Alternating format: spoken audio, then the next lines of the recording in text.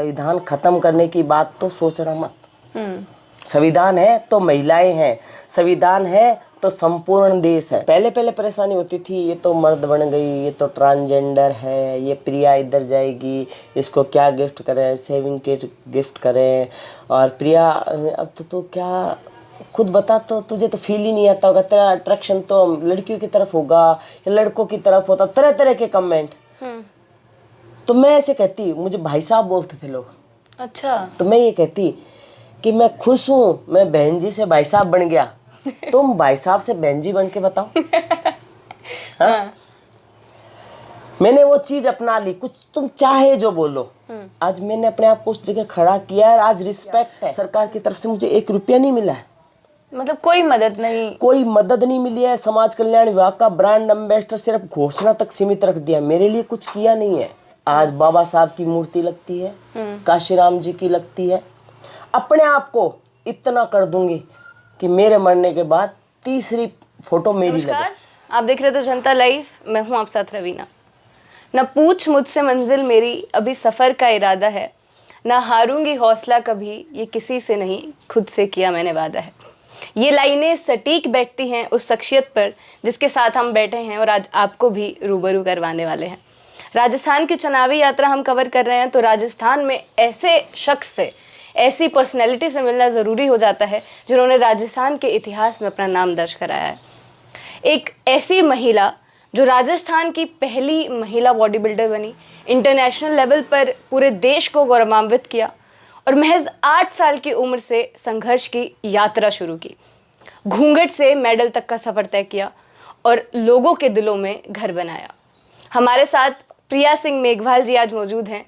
इनसे जो इनकी जर्नी रही है, जो संघर्ष की एक यात्रा रही है, क्योंकि राजस्थान से आती हैं और हम सबको राजस्थान का इतिहास पता है। अगर यहाँ से कोई महिला आगे आकर, और वो भी बॉडी बिल्डर जैसी चीज़ में जो एक मेल डोमिनेशन वाला खेल कहा जाता है, उसमें आगे आना, गोल्ड मेडल लगातार 2 से 3 बार जीतना और फिर इंटरनेशनल लेवल पर जाना, इतनी पहचान बनाना, ये कोई आसान काम नहीं है। तो इनसे रूबरू होते हैं, जो मुश्किलें आई उनसे भी आपको रूबरू करवाएंगे, लेकिन जो कामयाबी मिली है, जो सफलता मिली है, जो लोगों ने प्यार दिया है, वो कैसा है वो भी देखते हैं। और चुनाव है तो चुनाव पे बातचीत के बिना आगे नहीं बढ़ सकते हैं। आरएलपी इन्होंने ज्वाइन कर रखी है, तो उसके बारे में बातचीत करेंगे। प्रिया जी, स्वागत है हमारे चैनल में आपका। बहुत बहुत धन्यवाद रविदा जी आपका। तो पहले तो आपको इतनी सारी अचीवमेंट्स पे बधाई देंगे, क्योंकि इतनी सारी चीज़ें हैं, जब भी इंटरनेट पर आपका नाम टाइप करते हैं, सर्च करते हैं, तो इतनी सारी चीज़ें खुल जाती हैं कि पढ़ने ही लग जाते हैं सारी चीज़ों के बारे में। पहले तो थोड़े से लाइनों में आपका संघर्ष जो 8 साल की उम्र से रहा है, क्योंकि 8 साल की उम्र में शादी हो जाना, इतनी रिस्पॉन्सिबिलिटीज़ आ जाना, एक दलित समाज से आते हुए, एक बहुजन समाज से आते हुए, कैसे रहा है ये पूरा जो सफ़र रहा है? मैं जिस समाज से आती हूँ, जिस कल्चर से आती हूँ, जिस क्षेत्र से आती हूँ, वहाँ पे लड़कियाँ आगे जाना तो दूर की बात है, बाहर अपनी मर्जी से सांस भी नहीं ले सकती।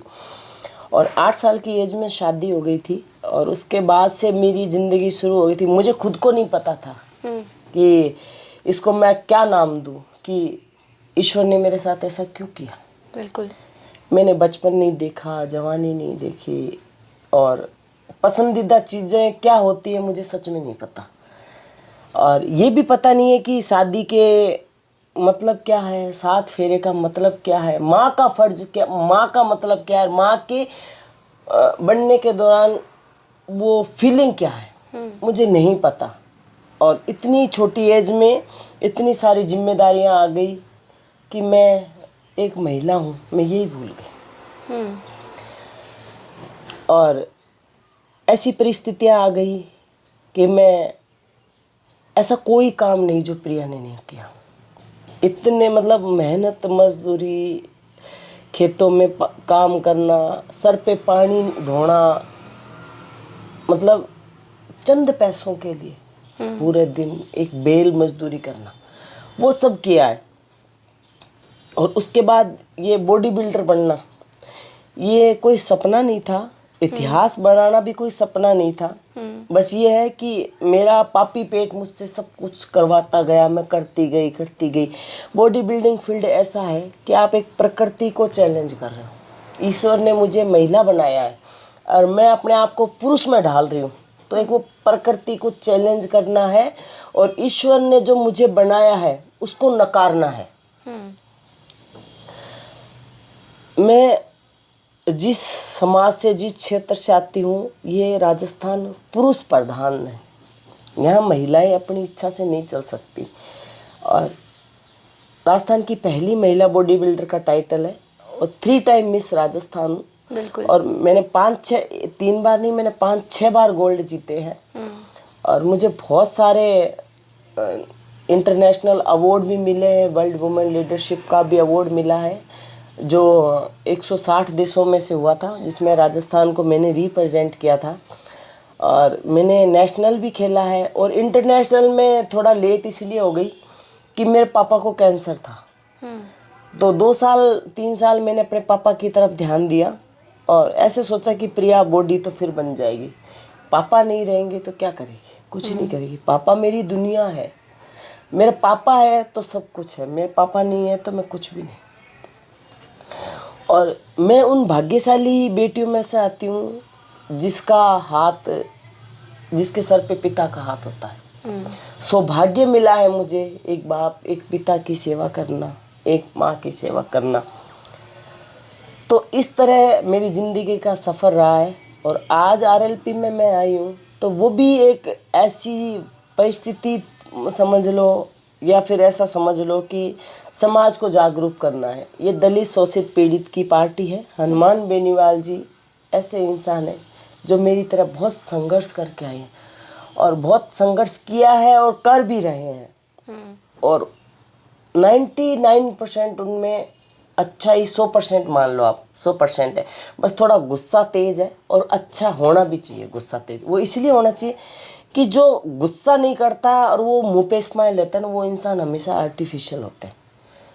और मैं जिस नेता की पार्टी में हूँ वो बिल्कुल मेरे जैसा है। तो मुझे खुशी है कि मैंने अपना आत्मसम्मान गिरवी नहीं रखा और मैं बीजेपी और कांग्रेस में नहीं जाके एक किसान के बेटे के पार्टी में गई हूँ। और आज़ाद समाज पार्टी का गठबंधन है तो और हौसले बुलंद हो गए कि प्रिया तूने बहुत अच्छी पार्टी चुनी। चलिए, राजनीतिक पर तो बात करेंगे ही, वो हम अंत के लिए बचा कर रखते हैं। पहले आपके बारे में जिक्र करते हैं सारी चीज़ों का। आपने जिस तरीके से जो फील्ड आपने बताया कि बिल्कुल ये जो बॉडी बिल्डर वाला फील्ड है, कहीं ही कहीं हमें महिलाओं का नाम सुनने को मिलता है, इसमें कभी कभी कहीं से आता है। तो आपने इस फील्ड में जाने का, चलिए एक तो आर्थिक स्थिति थी, लेकिन बाद में जब आप ये करने लग गई, जब सारी चीज़ें आपको मान सम्मान मिला, लोगों का प्यार मिला, उसके बाद क्या सपना रहा कि क्या करना है देश के लिए? मान सम्मान तो देखो आज भी नहीं मिलता, ये सच्चाई है। बॉडी बिल्डर हूँ, एक महिला हूँ। आज महिलाओं को आगे जाता कौन देखना चाहता है? नहीं देखते लोग। आज उन लोगों के मन में टीस है कि यार ये कैसे निकल गई ये महिला। और कहीं ना कहीं आज भी मुझे वो तिरस्कार झेलना पड़ता है। इतना नाम कमाने के बाद भी बिल्कुल डेफिनेटली वो तिरस्कार झेलना पड़ता है। और वो तिरस्कार वही लोग करते हैं जो अनपढ़ हो, जिन्होंने खुद से ज़िंदगी में कुछ नहीं किया हो। वो क्या किसी खिलाड़ी की अहमियत समझेंगे? मैं ये सोच के चुप हो जाती हूँ। वो सोचते हैं कि हम बड़े हो गए और मैं ये सोच के चुप हो जाती हूँ कि ये तुम्हारी हीन भावना है। तुम अंदर ही अंदर खुद झांक के देखो, तुम खुद की रिस्पेक्ट नहीं कर सकते, तुम किसी महिला की रिस्पेक्ट क्या करोगे? मैं पलट के तुम्हें इसलिए नहीं कहती कि मैं एक महिला हूँ, नहीं, मैं इसलिए नहीं कहती। मैं इसलिए नहीं कहती कि एक कीचड़ में कितना भी पत्थर मार लो वो उल्टा मुझ पे उछलेगा। आप कितना भी, आप सच हो, आप चुप रहो। गलत लोगों में आप फंसोगे ना तो गलत हमेशा आप पे हावी होगा, क्योंकि वो चाहता ही नहीं कि मेरी सच्चाई सामने आए। इसलिए मैं अक्सर चुप रहती हूँ। तो ये जो बॉडी बिल्डिंग फील्ड है, आप एक गांव से आती हैं, गांव में आपका रहन सहन हुआ, वहाँ पर जो आप रिप्रेजेंट करती हैं जब बाहर जाती हैं, जिस प्रकार के कपड़े उसमें पहनने होते हैं, जिस प्रकार का चीज़ें भी बाकी रहती हैं, खाने पीने का सारे ध्यान, तो क्या आपके परिवार ने इन सब चीज़ों को अपनाया था? क्या आपको आसानी से आप ढल गई थी उन सब चीज़ों में?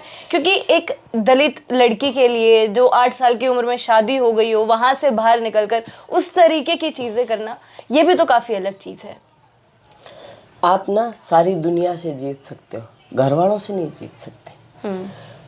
और पेरेंट्स को तो देखो अभी 2022 में पता चला है कि हमारी बेटी कुछ कर रही है। उनको तो पता भी नहीं था, मेरे मम्मी पापा को। अच्छा। पापा को तो बिल्कुल भी पता नहीं था, और वो एक दिन उधर के पेपर में आ गया, तब पता को चल गया कि पापा को कि छोरी ने कुछ किया है। पर वो ऐसे सोचने लग गए कि यार किसी कुछ कर रही होगी, पता नहीं। मैं इंटरनेशनल खेल के आई ना, तब मेरे पापा को पता चला कि भाई साहब इसने तो कुछ बड़ा ही कर दिया। तो मैं जैसे ही एयरपोर्ट से बाहर आई ना, मेरे पापा मेरे सामने बैठे थे, मेरे पापा माला पहना रहे थे, तब वो रो रहे थे और वो उन्होंने मेरे को गले लगाया कि मेरी बेटी ने कुछ किया है। तो वो एक दिन बैठे बैठे कह रहे थे कि मैं तो पहले ऐसे ही सोच रहा था, पर इतने लोग देखे, इतना चारों तरफ ऐसे सुना, तब ऐसा लगा कि हाँ इसने कुछ कर दिया। इतने दिन पता नहीं एक्सेप्ट कर लिया था जो कपड़ों वाला फैक्टर आता है, क्योंकि राजस्थान की महिलाओं को बाहर के लोग जिस प्रकार से देखते हैं, जो परसेप्शन बना हुआ है, जिस प्रकार की उनकी पोशाक रहती है, और आप सारे स्टीरियोटाइप्स तोड़ के बिल्कुल अलग तरीके से सामने आई हैं लोगों के। देखो बिल्कुल, ये तो पूरे समाज ने एक्सेप्ट कर लिया। कोई परेशानी नहीं हुई इन सब चीजों में? नहीं, पहले परेशानी होती थी, ये तो मर्द बन गई, ये तो ट्रांसजेंडर है, ये प्रिया इधर जाएगी, इसको क्या गिफ्ट करें, सेविंग किट गिफ्ट करें। और प्रिया अब तो तू क्या खुद बता, तो तुझे तो फील ही नहीं आता होगा, तेरा अट्रैक्शन तो लड़कियों की तरफ होगा या लड़कों की तरफ होता, तरह तरह के कमेंट। तो मैं ऐसे कहती, मुझे भाई साहब बोलते थे लोग। अच्छा। तो मैं ये कहती कि मैं खुश हूँ, मैं बहन जी से भाई साहब बन गया, तुम भाई साहब से बहन जी बन के बताओ। हाँ? मैंने वो चीज अपना ली, कुछ तुम चाहे जो बोलो। आज मैंने अपने आप को उस जगह खड़ा किया है, आज रिस्पेक्ट है। तुम उस लेवल से हट के देखो, तुम्हें पता चलेगा कितना मुश्किल है, या तुमने क्या किया है क्या नहीं किया। तो मैंने कभी उस चीजों पे ध्यान नहीं दिया। हाँ, अब जाके मुझे समाज और सोसाइटी, आप देखो जब मैं वायरल हुई थी ना, तो मेरे कॉस्ट्यूम में पिक थी, और वो हर लोगों के प्रोफाइल पे दिखती थी, हर लोगों के। तो इसका मतलब है समाज ने आपको उस चीज में एक्सेप्ट कर लिया। और देखो, मेरा एक सफलता का राज मैं आपको एक बताती हूँ, और मैं हमेशा कहती हूँ पर्सनल लाइफ और प्रोफेशनल लाइफ कभी जिंदगी में मिक्स मत करो। बिल्कुल। मैं एकदम से तो आई नहीं हूँ, मेरे को 10 साल हो गए इस फील्ड में। 10 साल होने के नाते मैंने क्या किया है, बहुत सारे कंपटीशन खेले, ये मेडल लग रहे हैं, आप देखो पीछे इतने। बिल्कुल, यही मतलब हम आपको भी दिखाना चाहेंगे कि ये पीछे वाली जो चीज़ है, और स्पेशली हमने इसलिए इनको ऐसे सामने बिठाया है ताकि जो इन्होंने अचीव किया है वो आप लोगों तक भी पहुंच सके, कि एक दो मेडल नहीं है, एक दो ट्रॉफी पीछे नहीं है, इतनी संख्या है कि कोई भी देख के बाहर का इंसान भी गर्व महसूस करे कि हमारे भारत की एक बेटी, हमारे राजस्थान की एक बेटी ये सारी चीज़ें जीत कर लाई है। जी। तो इतने सारे मेडल जीते मैंने, तो मैंने अपने कॉस्ट्यूम की जो फोटो है ना, उसको बार बार नहीं लगाया प्रोफाइल पे। बहुत कम देखने को मिलेगी, आप देखो। अच्छा। और मैं चाहती हूँ सोबर प्रोफाइल, जिस तरह आज मैं वायरल हूँ ना, और जिस कल्चर से, देखो मैं सबके लिए नहीं कहती, पर मैं ये कहती हूँ कि आप जिस कल्चर से हो, जिस समाज से हो ना, उसको ध्यान में रखते हुए आप वो चीजें सब करो। पर जरूरी नहीं है आप लोगों को वो चीज दिखाओ। तो मेरी प्रोफाइल आप खोल के देखो, एक पिता अपने बेटी को दिखा सकता है, एक भाई अपनी बहन को दिखा सकता है, वो सब चीजें दिखा सकता है। इसीलिए आज मेरी इतनी रिस्पेक्ट है। खेल रही हूँ मैं, वो कॉस्ट्यूम पहनती हूँ मैं। कई लोगों ने कमेंट किया था कि तिरंगा पहनते समय कपड़े तो चेंज कर लेती। मैं खेल ही देश के लिए रही हूँ, तो मैं कपड़े क्या चेंज करूँ। तिरंगा ये थोड़ी कहता है मैंने देश का नाम रोशन किया, वो मेरे पीछे फ्लैग है और वो दिख रहा है, नेशनल एंथम बज रहा है, उसी में मेरी रिस्पेक्ट है, उसको क्या छुपाना। और ये लोग वो कमेंट करते हैं जो जिंदगी में खुद कुछ नहीं कर पाए। तो मैं उन लोगों से यही कहना चाहती हूँ कि बड़ी मुश्किल से महिलाएं बाहर निकलती, और आप इस तरह अंगुली उठा के आप किसी महिला का रास्ता मत रोको। जरूरी नहीं है कि आपके नजरिए से महिला चले, महिला को खुद के नजरिए से चलने दो, वो बहुत अच्छा करेगी। तो मतलब जो ये आपका सफर रहा है, जो फील्ड आपने चूज किया, उसकी वजह से भी बहुत सारी चीजें झेलने को मिली। बहुत सारी चीजें मैंने अभी बता दिया, अभी भी झेल ही रही हूँ। अभी भी चल रहा है, इतना नाम कमाने के बाद भी अभी भी चल रहा है, अभी भी झेल रही हूँ। तो अभी जो फिर जब आपने मेडल्स जीते, क्योंकि बहुत सारे आपके इंटरव्यू सामने आए जिसमें आपने साफ साफ बोला कि सरकार की तरफ से कोई मदद सामने नहीं आई, या फिर इतना काम करने के बाद भी अपने समाज के लिए भी, महिलाओं के लिए भी, जब एक प्रेरणा स्रोत आप बन जाती हैं कि कोई महिला अगर आगे आना चाहती है तो आपका एग्जाम्पल दिया जाए कि प्रिया सिंह मेघवाल जैसा करो, अगर बाहर आना है, आर्थिक स्थिति सही करनी है तो ऐसा करो। क्या अभी भी कोई मदद नहीं है या सरकार की तरफ से कोई हाथ नहीं है आपके लिए? देखो, माना कि बॉडी बिल्डिंग को सरकार से मान्यता प्राप्त नहीं है, मैं हर इंटरव्यू में बोलती हूँ, और मैं ये भी बोलती हूँ कि मीडिया मेरी बैकबोन है। आज मीडिया नहीं होती तो प्रिया नहीं होती, ये सच्चाई है। लोग कहते हैं गोदी मीडिया, मोदी मीडिया, मैंने कभी नहीं बोला वो, मैंने इसलिए नहीं बोला कि वो नहीं है। आप समझो, प्रिया को बनाने में मीडिया का बहुत बड़ा योगदान है, और प्रिया को यहाँ तक लाने में मीडिया का योगदान है, और मीडिया प्रिया की बैकबोन है। सरकार ने क्या दिया मेरे को? माना कि बॉडी बिल्डिंग से मान्यता प्राप्त नहीं है, पर जो 8 साल की बाल विवाह सर्वाइवर लड़की है, जो 5 क्लास तक पढ़ी है, जिसने ओपन से स्टडी की है, और वो दलित समाज की बेटी है, वो कोई टाइम पहले खेतों में बकरियां चराती थी, मजदूरी करती थी, और वो वहाँ से निकल के वो इंटरनेशनल बॉडी बिल्डर बनी है। क्या सरकार का फर्ज नहीं बनता का एक महिला को रिस्पेक्ट दे? बिल्कुल बनता था ना। उन्होंने मुझे समाज कल्याण विभाग का ब्रांड एम्बेसडर बनाया, घोषणा भी की, वो घोषणा तक रह गया। उन्होंने एक महिला का अपमान किया, एक दलित समाज की लड़की का अपमान किया है, और एक खिलाड़ी का अपमान किया। उसके लिए कोई महिला और कोई दलित समाज माफ नहीं करेगा। मेरे जितने भी मुझे देखने वाले भाई बंद दलित समाज के, मेघवाल समाज के, प्रेजेंट में जिसकी सरकार चल रही है, और केंद्र में जिनकी सरकार, स्टेट में और केंद्र में जिनकी सरकार चल रही है, उनके पास पावर था ना। क्या उन्होंने मेरे लिए कुछ किया? एक दलित समाज की बेटी को दबा दिया उन्होंने। क्या मतलब ये फैक्टर आपको लगता है कि आप दलित समाज से आती हैं? बिल्कुल, इसीलिए बिल्कुल। मेरे को फैक्टर क्या लगता है, आप खुद देखो ना, जो क्रिकेट के 5 शॉट मार गया वीडियो में, सरकार ने उसको क्या से क्या दे दिया? क्या क्रिकेट को मान्यता प्राप्त है? गेम्स की इतना हमें पता नहीं है बहुत ज्यादा, लेकिन आपसे ही जानेंगे इन सब चीजों का। मैं कहती हूँ, एक दलित समाज की बेटी को और उसकी प्रतिभा को और उसके नाम को दबा दिया है। राजस्थान में कांग्रेस सरकार है, केंद्र में बीजेपी सरकार है, दोनों ने मेरे लिए कुछ नहीं किया। और मैं दलित भाइयों को जगाना चाहूँगी, दलित समाज को जगाना चाहूँगी, ऐसी समाज को जगाना चाहूँगी कि आप क्राइम को बढ़ावा ना दें। एक बेटी को दबा दिया, एक दलित समाज की बेटी को दबा के उसकी प्रतिभाओं को दबा दिया, तो ऐसी सरकार को आप ना तो केंद्र में लाए और ना राजस्थान में लाए, वोट ना करें। अगर आप मुझे सच में अपना आइकॉन मानते हो और राम रोशन कहना है, तो आपसे हाथ जोड़ के निवेदन है कि आप इनको वोट ना दें। तो अब क्योंकि राजनीति की बात हो रही है, वोट पे जिक्र हो गया है, आपने भी पार्टी ज्वाइन कर ली है, और पहले जब आपने पार्टी ज्वाइन करी तो आकलन यही लग रहा था कि आप चुनाव लड़ेंगी कहीं ना कहीं से, बट अब फाइनल हो गया कि आप चुनाव नहीं लड़ रही हैं।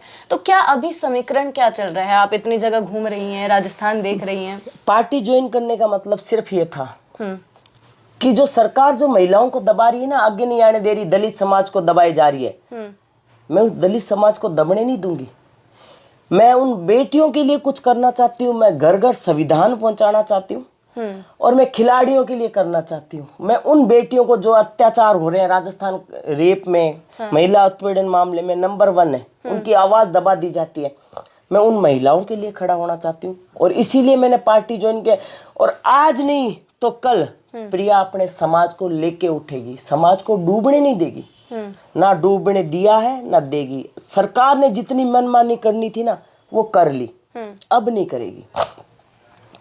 गठबंधन हो गया आरएलपी और आजाद समाज का जी। उससे 1 महीना पहले मैंने पार्टी ज्वाइन की थी। दोनों भाई स्ट्रोंग है, हनुमान बेनीवाल और चंद्रशेखर रावण। ये दोनों भाई साहब, मैं चंद्रशेखर भाई से ये बोलना चाहूँगी कि भाई साहब, आपने हमेशा समाज के हित के लिए आपने आवाज़ उठाई है, उस पर हो रहे अत्याचार के खिलाफ। हनुमान बेनीवाल जी से भी ये कहूँगी कि आपने हमेशा दलितों, किसानों के लिए आपने आवाज़ उठाई है, और उनके लिए आप आधी रात में खड़े हो, और आप एक से इकलौता नेता हो जो 24 घंटे फ़ोन कर लो उठा लेते हो और उसकी समस्या का समाधान कर लेते हो। इसलिए मैं इन दोनों भाइयों के साथ खड़ी हूँ। और मैं दलित समाज को दबने नहीं दूंगी, मेघवाल समाज को दबने नहीं दूंगी, बहुजन समाज को नहीं दबने दूंगी और उन महिलाओं को दबने नहीं दूंगी। और मैं उनके लिए ही पार्टी ज्वाइन करी है।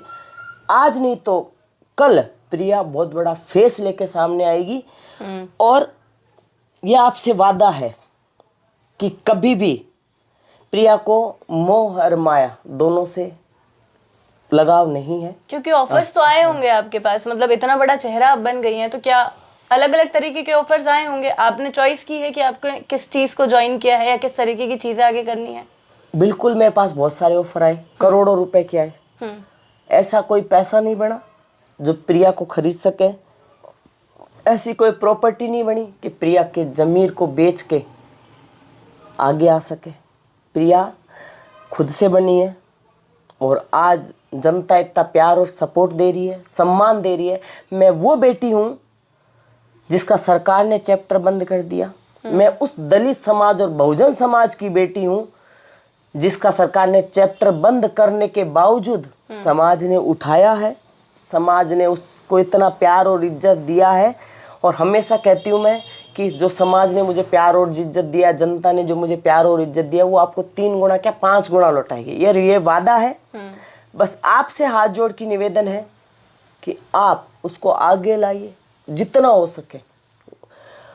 ये अगर मुझे ये 5 साल 6 साल मिल गए ना, जैसे आज मैं फ्रंट पे खड़ी हूँ ना, उस दिन मैं आप मुझे याद कर लेना। मुझे आज आपने सपोर्ट किया ना, मैं समाज को इतना फ्रंट में ला के खड़ा कर दूंगी कि कोई ऐसे उंगली उठाने से पहले एक बार प्रिया की नज़र देखेगा कि इस समाज की तरफ उंगली उठाई है, इस बेटी की तरफ उंगली उठाई है, इस महिला की तरफ उंगली उठाई है, तो वो प्रिया क्या हाल कर देगी नहीं पता। सपना एक ही है कि जीऊंगी तो बहुजन समाज के लिए, उन महिलाओं के लिए, और मरूंगी तो उस महिलाओं के लिए मरूंगी। एक सपना है, मरूं तो तिरंगे में मरूं। मरना ऐसे लोगों के मुंह से तिरंगा नोच लाऊंगी जो ऐसे इसकी आड़ में बहुत बड़ा व्यापार करते हैं। हम भारतीय हैं, हम तिरंगे की आन बान शान है, ये उनके मुंह से छीन लाऊंगी। तीसरी बात, सपना एक ही है। आज बाबा साहब की मूर्ति लगती है, काशीराम जी की लगती है। अपने आप को इतना कर दूंगी कि मेरे मरने के बाद तीसरी फोटो मेरी लगे। इतना काम करना है, इतना करना है। बाबा साहब की लगती है, काशीराम जी की लगती है और तीसरी मेरी लगेगी। मैं इतना बहुजन समाज के लिए और अपने समाज के लिए कर जाऊंगी। और संविधान को, जो कहते हैं ना संविधान खत्म करने पे तुले, तुम क्या संविधान खत्म करोगे? और जब तक प्रिया है कोई संविधान की तरफ अंगुली नहीं उठा सकता। यही सवाल है, क्योंकि आपने भी जिक्र किया कि आपका सपना है कि आप हर घर संविधान पहुंचाएं। बेशक ये बयान पुराना हो गया है, लेकिन इसका जिक्र करना इम्पोर्टेंट हो जाता है। आप जैसी शख्सियत से जिनका सपना ही संविधान को हर घर तक पहुंचाना है। विवेक देबरॉय जी का जो बयान आया, सुना होगा आपने। उन्होंने बोला कि शायद नए संविधान की जरूरत है। ये नहीं कहा गया कि उसमें बदलाव की जरूरत है, संविधान को ही बदलने की बात कही गई है। तो ये दो चीजें, आप एक तरफ उसको आगे पहुंचाने की बात कर रही हैं और दूसरी तरफ उसी चीज को लेकर अलग तरीके की टिप्पणी सामने आ रही है। इसको कैसे देख रही हैं? संविधान है ना, तो आज हम दोनों महिलाएं बाहर हैं। संविधान नहीं होता ना, हम दोनों महिलाएं बाहर नहीं होती। लोगों को संविधान का मतलब ही नहीं पता।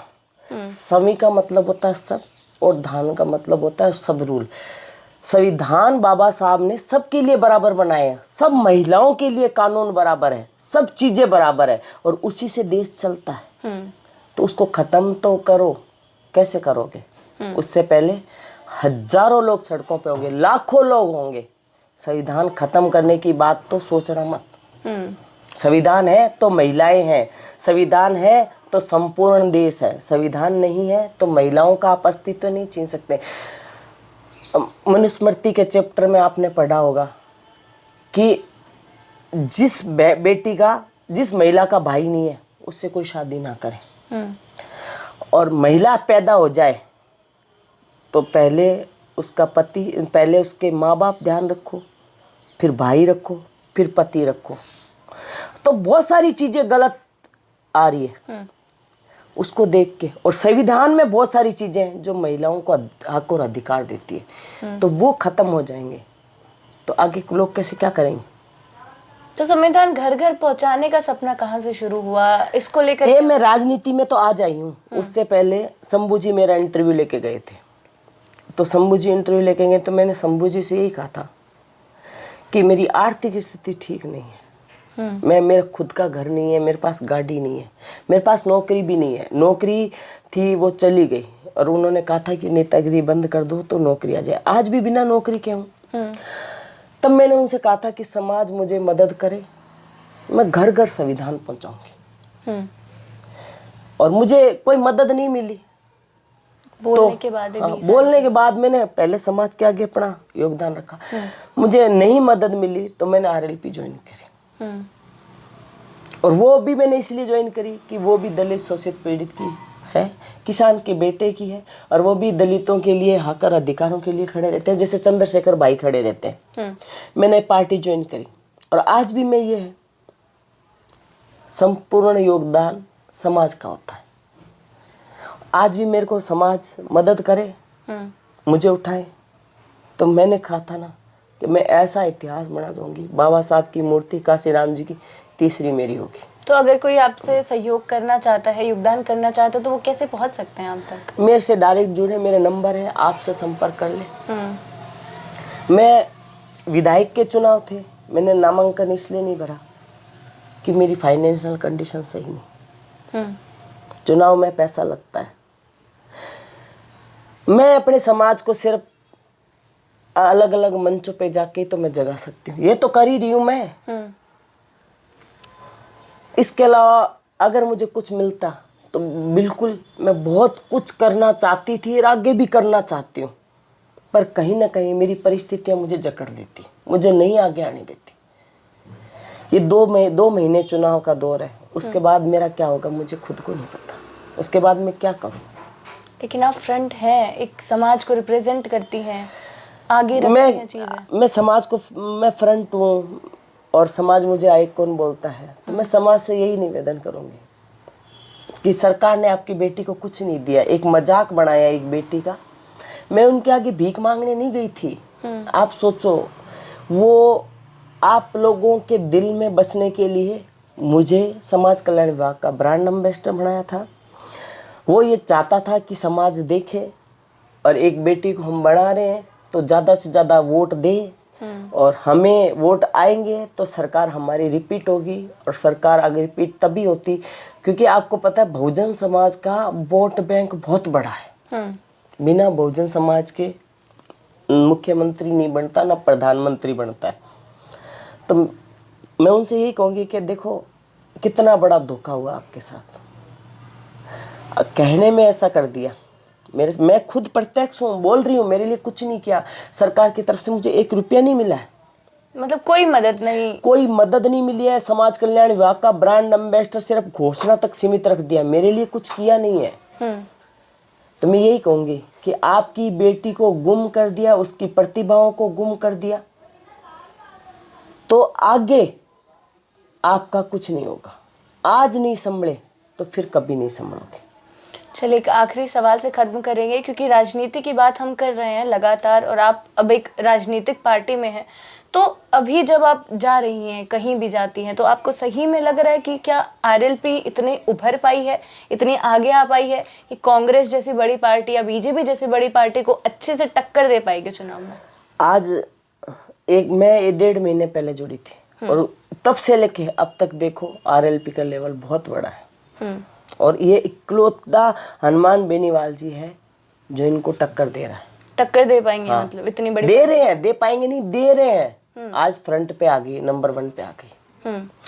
इसमें इस पार्टी में आप देखो रैलियों में लोग पता है बुला के लाते हैं, 200 रुपये देंगे, खाना देंगे, फिर ले जाते हैं।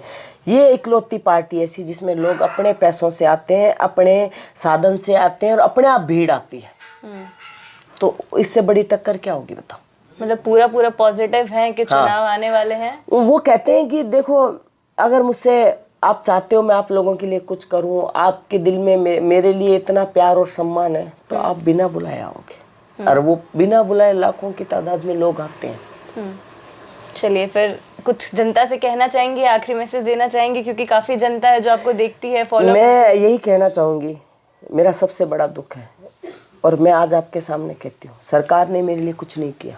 समाज कल्याण विभाग का ब्रांड एम्बेसडर बनाया था, मैंने उनसे भीख नहीं मांगी है, वो मुझे दे के गई है। और ऐसे इस तरह मेरा नाम लेके लोगों के दिलों में बसना गलत है। वोट बैंक नहीं हूँ मैं, मेरे नाम से उनके पास हजारों वोट बैंक आएंगे। तो मैं लास्ट में यही कहना चाहूँगी कि कुछ नहीं किया मेरे लिए, ना मुझे कोई हक मिले, ना कोई मुझे अधिकार मिले, ना मेरे पास कुछ है। तो ऐसी सरकार को मत चुने जहाँ बेटियाँ सुरक्षित नहीं हो, आए दिन क्राइम होता हो, नवयुवा बेरोजगार घूमते हो, और आप ऐसी पार्टियों को वोट देके आप क्राइम को मजबूत कर रहे हो, क्राइम को बढ़ावा दे रहे हो। तो ऐसा ना करें, मेरा हाथ जोड़ के आपसे निवेदन है। आप मुझे सच में प्यार करते हैं, सच में रिस्पेक्ट करते हैं, आप चाहते हो कि आपकी बेटी आगे जाए, तो मेरा एक ही संकल्प है, मैं बहुत कुछ करना चाहती हूँ समाज के लिए, समाज को आगे लेके चलना चाहती हूँ। मैं पीछे रहूँ, मेरा समाज मुझसे आगे चले। तो मैंने इतनी बड़ी बात बोल दी कि बाबा साहब और काशीराम जी बाद में मैं जब भी मूर्ति लगती है, जब बहुत कुछ करती है, तो मैं चाहूँ कि इतिहास में आने वाले दिनों में मैं अपने समाज के लिए तो ऐसा कुछ कर जाऊँ कि तीसरी मूर्ति मेरी लगे।